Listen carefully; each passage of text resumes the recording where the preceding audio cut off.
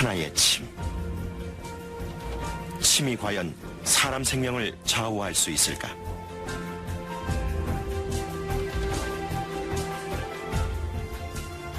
동양의학은 인체를 바라보는 관점이 양이와 다르고 질병을 읽어내는 방향 역시 상당한 차이가 있다. 당연히 처방도 다를 수밖에 없는데 이러한 이유로 서양의 시선은 동양으로 더욱 집중되고 있다. We are looking forward for new methods. And I think the alternative medicine with Chinese medicine, acupuncture and so on, is a very good way. And I think the future is ahead of us with acupuncture. 현재 동양의학이라 함은 중의학을 말한다. 중국의 전통의학이 동양의학의 상징이 된 것이다. 침구학도 마찬가지다. 针灸是我们的一个学校的特色，在中国有着重要的地位。 하지만 우리나라에는 중국과는 다른 전통 침법이 있다. 그 근간이 바로 조선의 의서 동의보감이다. 한국의 전통의학으로 인체의 질병을 다스리는 사람들. 이들에게 교과서와 같은 전통의서는 바로 동의보감이다. 특히 한국 전통침을 연구해온 호일침학회 회원들에겐 금과옥조와 같은 의서다. 100여 명의 한의사들로 구성된 호일침학회는 정기적인 모임을 통해서 동의보감을 지속적으로 연구하고 있다. 성과는 대단히 컸다. 맥이 끊겼던 한국의 전통침을 되살려낸 것이다.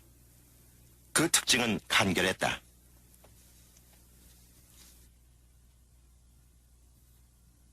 첫째, 침의 개수가 적다는 겁니다.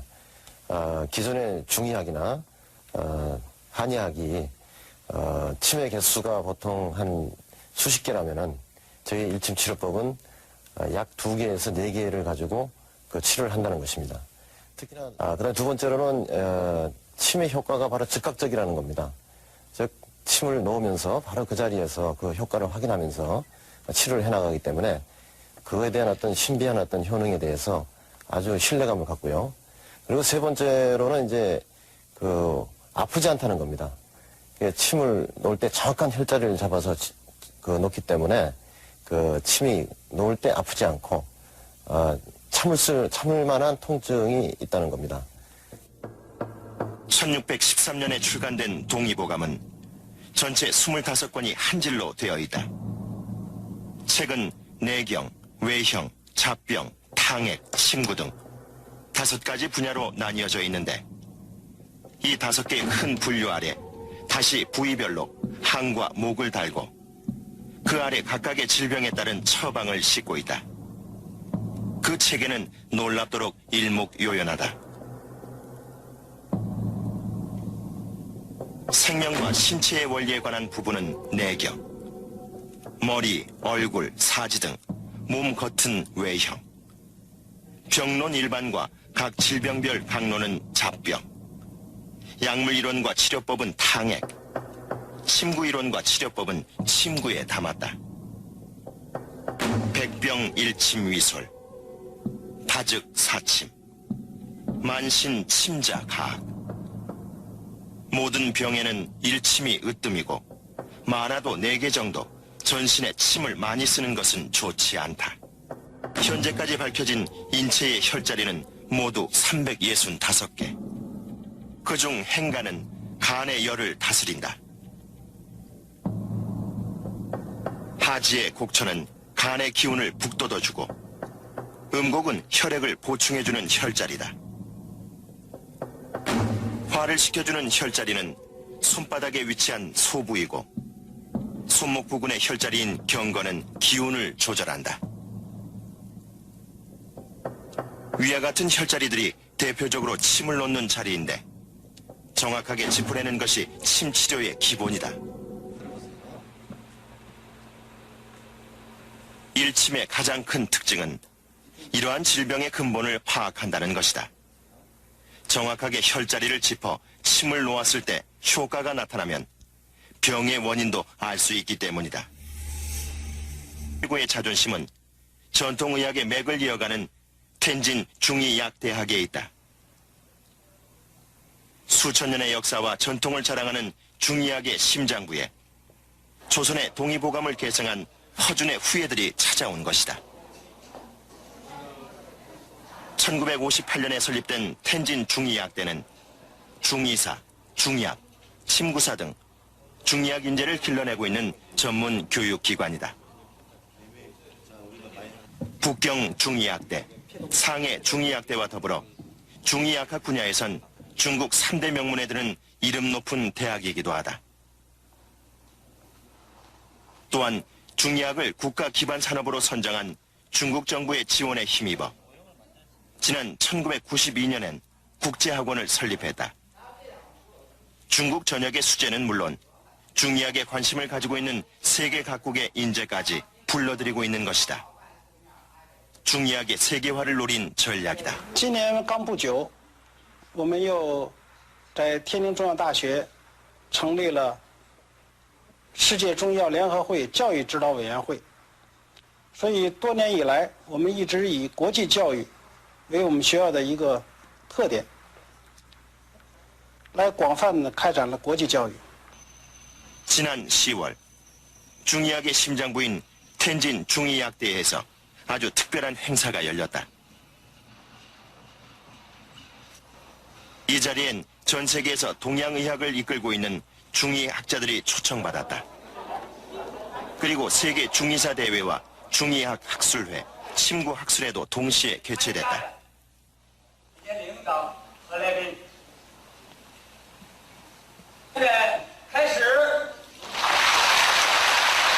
이 대회에는 중국 전역의 중의대학교 총장들과 중의학 권위자, 그리고 세계 40개국의 동양의학계 석학 등 400여 명이 참가했는데 그동안 한의학과의 교류는 어땠을까?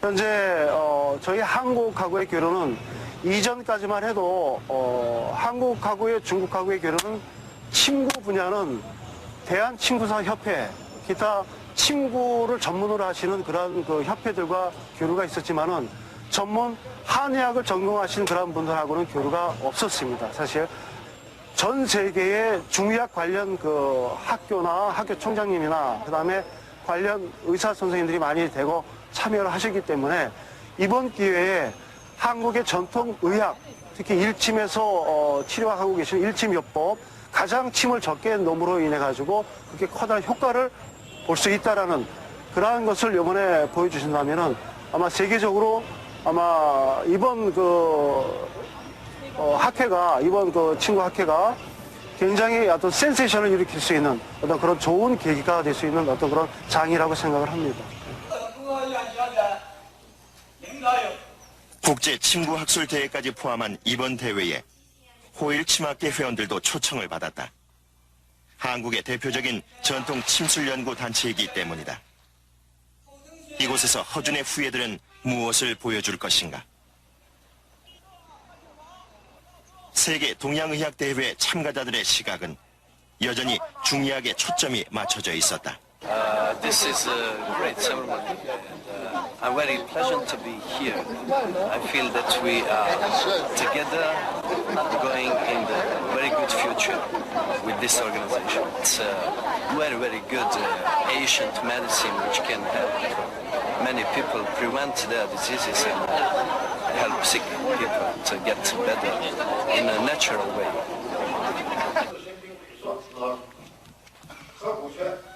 국제학술대회는 동양의학의 종주국임을 자부하는 중의사들의 발표로 시작됐다. 14명의 석학들은 수천 년을 이어온 중국 치매 치료 방법과 효과를 통해 중의학의 미래를 짚었다.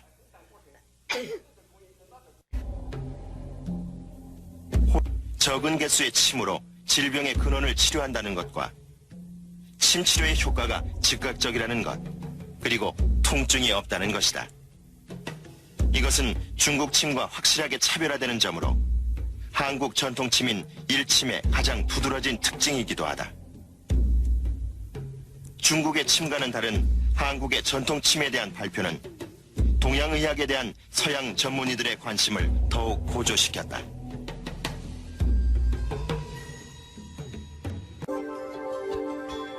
호일치마케의 발표 가운데 또 한 가지 새로운 것은 혈자리에 관한 것이었다. 기가 모여있는 혈자리는 침을 놓고 뜸을 뜨는 곳이다.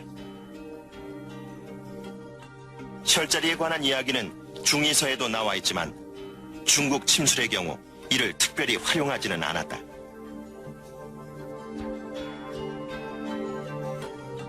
혈자리 가치의 발견이야말로 한국 전통침의 획기적인 발상이었다. 365개의 혈자리는 한 자리에 고정되어 있는 것이 아니라 늘 움직인다. 그것을 정확하게 짚어내는 것이 한국 전통 침법의 핵심이다. 한국 침의 또 한 가지 특징은 보사법. 침을 돌려 부족한 기운을 채워주거나 넘치는 기운을 빼내는 방법이다.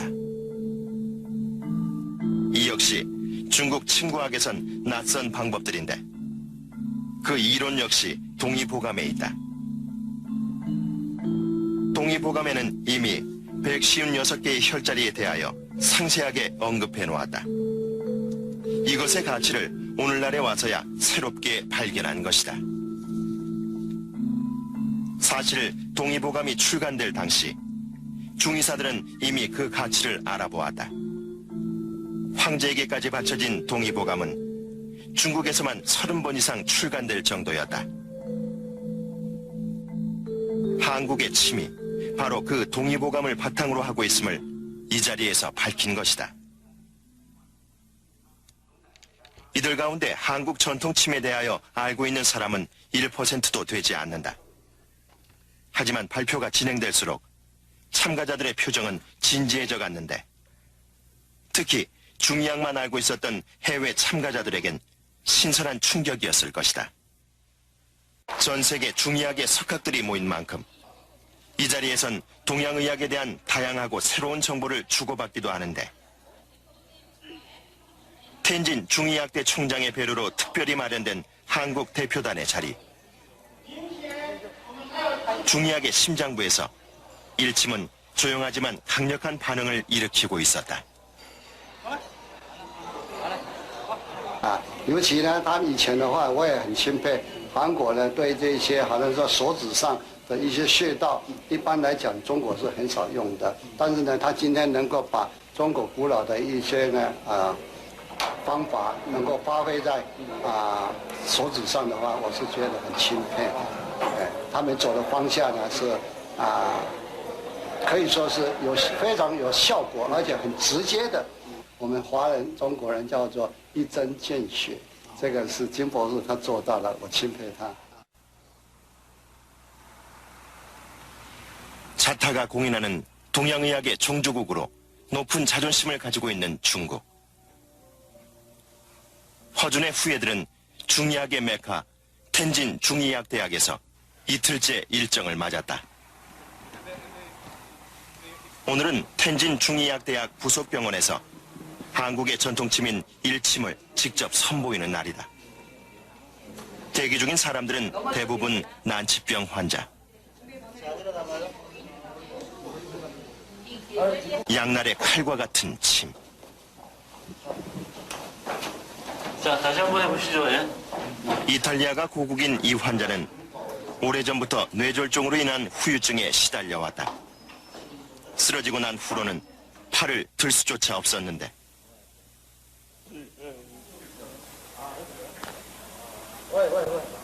침을 맞고 난 후 환자의 증상은 몰라보게 달라졌다. 누구의 도움도 없이 저 혼자 힘으로 단번에 팔을 들어올린 환자. 자신도 믿을 수 없는 일이었다. He can't hold it up for very long. He's holding it up for longer than he ever has before. And it's making him very emotional. He's crying because he's very happy. 他以前没有办法。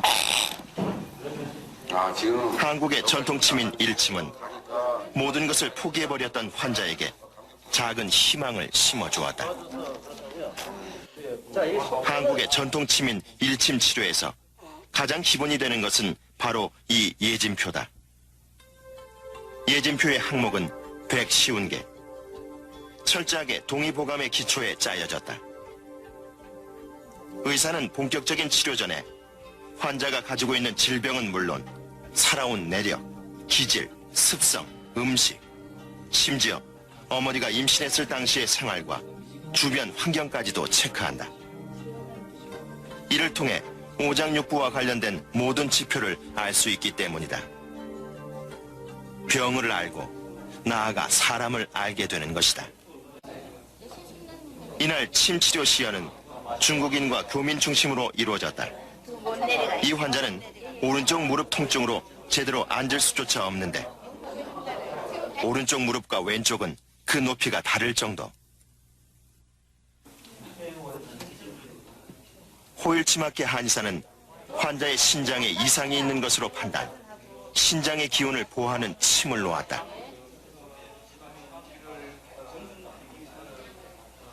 아까 전에 한번 앉아보세요. 아까 전에는 요 무릎이 훨씬 더 위로 올라왔었거든요. 맞죠? 근데 지금은 거의 응. 비슷하게 이렇게 맞아요. 하시고요. 일어나시고 일어나시고 뒤에 좀. 치료 후 두 무릎의 높이는 비슷했고 앉음새도 편안해졌다. 기분 좋지요. 다리 아파서 앉지를 못했는데요. 18살인 이 환자는 교통사고 후 몸의 일부가 마비됐다. 어떤 치료가 이루어졌을까?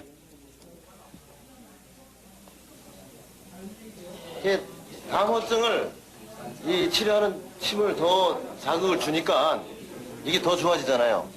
그러니까 얘는 이 병이 감호다는 얘기예요. 그러니까 감호라는 침을 자극을 더 주잖아요. 그럼 몸의 기운이 더 돌아서 더 그 상태가 좋아지면 감호증이다. 효과가 있으면 근원을 바로 짚었다는 의미다. 하나 둘 펴지는 환자의 손가락. 얘가 자기 스스로 폈을 때 조금 더 올라간 거지, 손가락이 지금. 요 침을 맞고. 담혈? 증상은 조금씩 호전됐다. 중국과는 다른 한국의 전통침. 치료 과정을 지켜본 중이대 학생들의 반응은 놀랍다는 것이었다. 然后有的中国的吧，它比较是运用的就是那个经络的那个循行，然后比如说它就是膀胱经啊，或者是脾胃经，它用的就背腧穴，还有那些，它就是那个局部区穴很多的那个。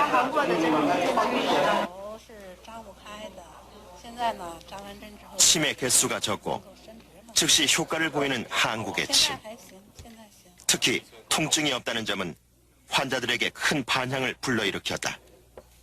정확한 혈자리를 찾은 결과다. 原来也没扎过针呢，我也不知道。在中国我没扎过，我就怕针。今天不知道，一下子哎也没觉得疼，哎行，就解决了我这个问题了，还不错。现在可以了。来的时候还不行是吧？来的时候还是这样，啊，就这样，不行。现在可以了。 已经那个将近2年的时间了，都是这样的，就是这样的，伸不直的。 이와 같은 정확성은 원인을 찾는 데서부터 시작했기 때문이다. 그러니 통증이 있는 곳에 침을 놓지 않고 원인을 해결하는 혈자리에 침을 놓게 된다. 이것이 중국 침과 한국 침의 차이다. 또 한 가지 철칙은 증상만 보고 처방하지 않고 원인을 파악한 후 처방하되 철저하게 원전을 따른다는 것이다. 일제강점기와 근대화의 급물살에 휩쓸리며 까마득히 잊혀졌던 위대한 유산. 하지만 오늘날 동의보감은 금과 옥조와 같은 원전이 됐다.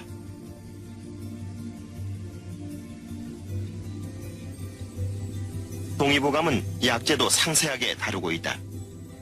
그에 따르면 어떤 증상이 나타났을 때 침과 약은 반드시 동일한 원리에 의해서 처방되어야 한다. 침과 약이 별개의 것이 아니라 침을 통해서 진단도 하고 치료도 하고 그 결과에 따라 약을 쓰라는 것이다. 치료 효과를 극대화하는 방법이다. 그렇게 처방된 약은 비록 그 성질이 쓰더라도 달게 넘어간다. 그 원리는 임산부의 입맛과 같다. 평소 신맛을 싫어하던 사람도 임신을 했을 경우 신음식이 당기고 술술 넘어가는 것과 마찬가지로 병에 처방한 약도 같은 이치라는 것이다. 침은 흑인이든 백인이든 황인종이든 또는 서양 사람이든 동양 사람이든 똑같이 적용됩니다.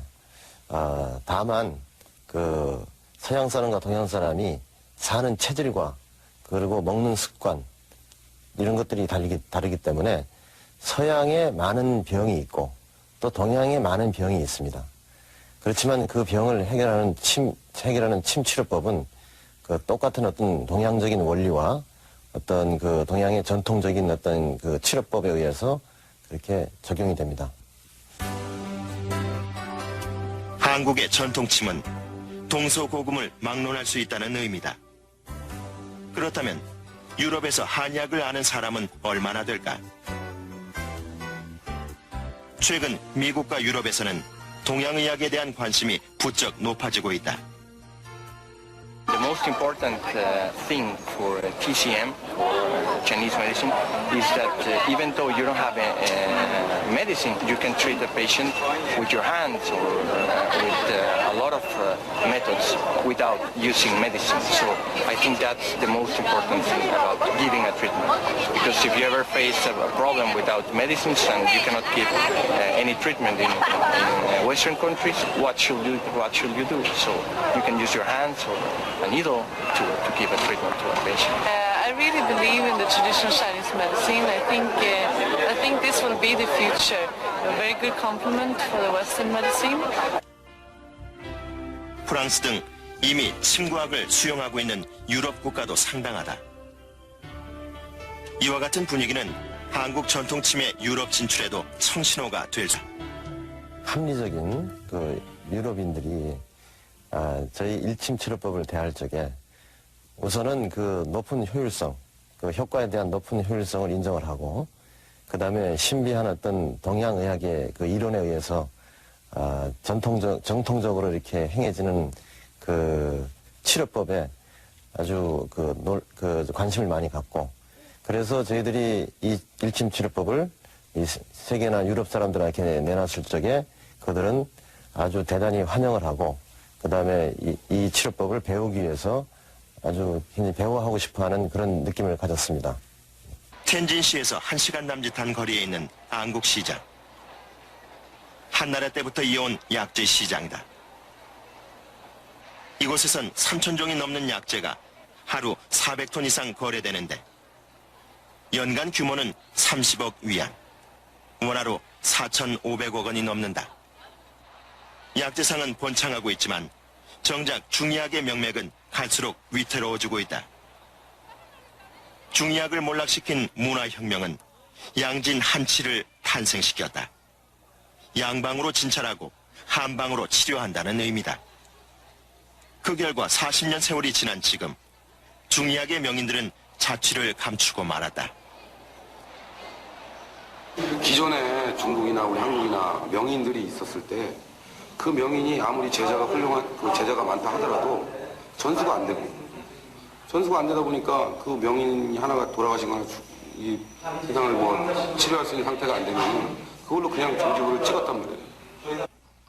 뒤늦게 중의학에 관심을 가진 중국 정부는 백발의 명인들을 교단에 세웠지만 이 역시 실패로 돌아가고 말았다. 양진 한치에 익숙한 젊은 학생들이 제대로 흡수하지 못한 것이다. 이것이 동양의학의 상징 중의학의 현주소다. 그러니 체계적으로 정리된 호일치마케의 침구학 발표에 시선이 집중될 수밖에 없었다. 전통의서만 따로 보관해둔 서고를 찾은 한국 대표단. 이곳에 놀랍게도 동의보감이 있었다. 그 옛날 중이들이 천하의 보배라 불렀으나 중의학의 운명이 그러했듯 뽀얀 먼지를 뒤집어 쓴 채 외면받고 있었는데 호일치마케 역시 이렇게 잊혀진 유산에서 전통침과 원전 처방이라는 진주를 재발견해냈다. 허준은 동의보감 편찬의 대원칙을 다음과 같이 밝혔다. 환자들은 이 책을 펴서 눈으로 보기만 한다면 허실, 경중, 기륭, 사생의 징조가 맑은 물거울에 비추인 것처럼 확연히 드러나도록 하였으니 잘못 치료하여 요절하는 근심이 없기를 바라노라. 단순한 병 치료가 아니라 몸 중심의 의학을 중시했던 허준. 그 정신을 오늘날 허준의 후예들이 잇고 있다. 동의보감을 바탕으로 한 사암침을 계승 발전시킨 21세기 한국의 침. 적재적소의 혈자리를 찾아 질병의 원인을 고쳐내는 일침은 중의학의 자존심을 꺾었다. 그리고 이제 우리 고유의 침술은 세계 진출을 꿈꾸고 있는데,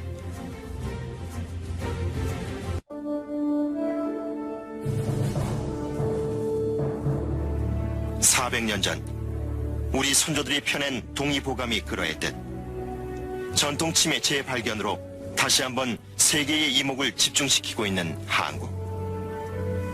그 바탕엔 동양의학의 종조국으로부터 오히려 더 극찬받았던 동의보감이 있었다. 그리고 지금 중국은 동양의학은 곧 중의학이라는 공식을 더욱 견고하게 만들어가고 있다. 동양의학의 메카이자 실질적인 주도권을 쥐고 있는 중국. 바로 그곳에서 허준의 후예들은 21세기 한의학의 새로운 역사를 쓰고 있는데, 한국의 전통침, 그것은 동의보감이라는 위대한 유산이 물려준 소중한 재산이다.